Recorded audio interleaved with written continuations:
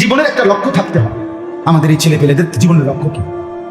সারাদিন যে মোবাইল টিপে তার টার্গেট কি?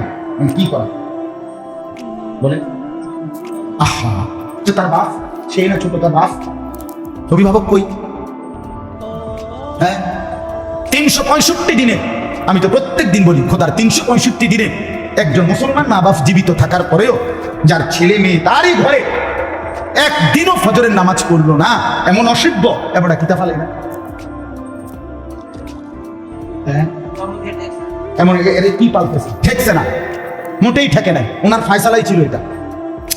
ঠেকে নাই, ঠেকে নাই চাচা, ঠেকে নাই।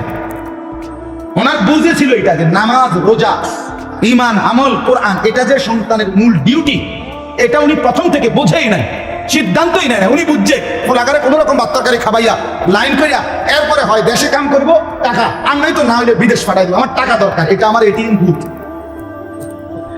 এটা টিপ দিয়ে টেহা বাই করবো শুধু। এটিএম বুথ বুঝছেন না, চাপ দিলে টেহা বাই করবো। এই ফুত হইলো আমার এটিএম বুথ।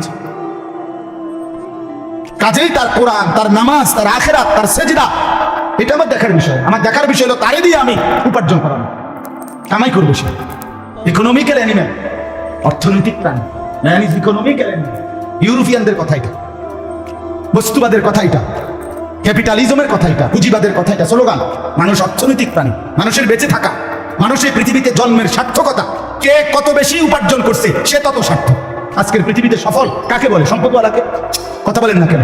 আজকের পৃথিবীতে সফল বলে তাকে না, বৈধ না অবৈধ এটা দেখার বিষয়। টাকার অঙ্কে সফলতা, টাকার অঙ্কে সফলতা, টাকার হিসাব। এবারে হালাল হারামের কোন বাজ বিচার, বৈধ অবৈধ তার কোটি কোটি টাকার মালিক, উনি কামিয়াব। টাকা পয়সা নাই, উনি ব্যর্থ। আহা মুসলমান, এভাবে কেমনি ভুলে গেলাম? কিভাবে ভুলে? কোরআনুল কারীমের মধ্যে আছে, আল্লাহ তাআলা বলেন ফামান যুহজিহা আনিন নার ওয়া উদখিলাল জান্নাহ ফাকাদ ফাজা। আল্লাহ তাআলা বলেন হাসরের ময়দানে যাকে জাহান্নাম থেকে মুক্তি দেয়া হলো এবং যাকে জান্নাতে প্রবেশ করানো হলো, ফাকাদ ফাজা, সেই কেবল সফল হলো। কোরআনের সরাসরি আয়াত।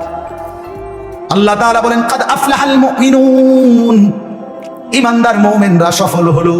যদি বলেন আল্লাহ কারা তারা, আল্লাহ বলেন আল্লাযীনা হুম ফী সালাতিহিম খাশিউন, যারা বিনয়ের সাথে কলিজার দরদ দিয়ে আমি আল্লাহর জন্য নিয়মিত নামাজ আদায় করে, খুশুয়ের সাথে, দিল ভরা মহব্বত নিয়ে, আখিরাতের ভয় নিয়ে, জাহান্নামের ভয় নিয়ে, জান্নাতের আশা নিয়ে, আল্লাহকে রাজি খুশি করবার জন্য খুশু খুশুয়ের মাধ্যমে নামাজ আদায় করে, আল্লাহ বলে এমন ঈমানদার সফল হয়ে গেল।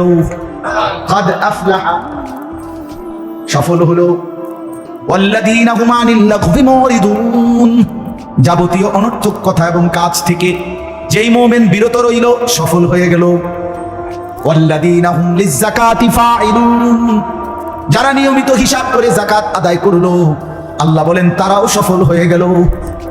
ওয়াল্লাযীনা হুম লিফুরুজিহিম হাফিজুন, যারা নিজের লজ্জাস্থানকে আজীবন আল্লাহর হুকুম মতো হেফাজত করলো, হালাল স্ত্রী ব্যতীত অন্য কোথাও ব্যবহার করলো না, আল্লাহ বলেন এমন ঈমানদার সফল হয়ে গেল।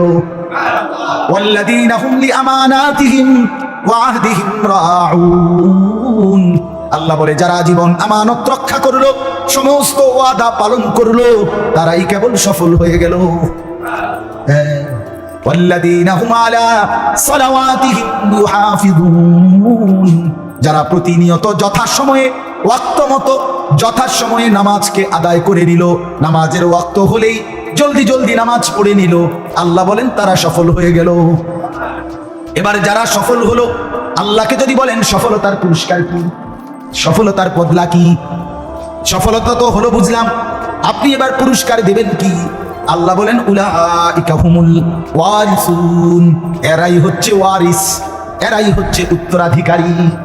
যদি বলেন মাওলা কিসের ওয়ারিস, কিসের উত্তরাধিকারী? আল্লাহ বলেন বলছি তো শোনো, আল্লাযীনা ইয়ারিসুনাল ফিরদাউসা, তারাই হলো জান্নাতুল ফিরদাউসের ওয়ারিস।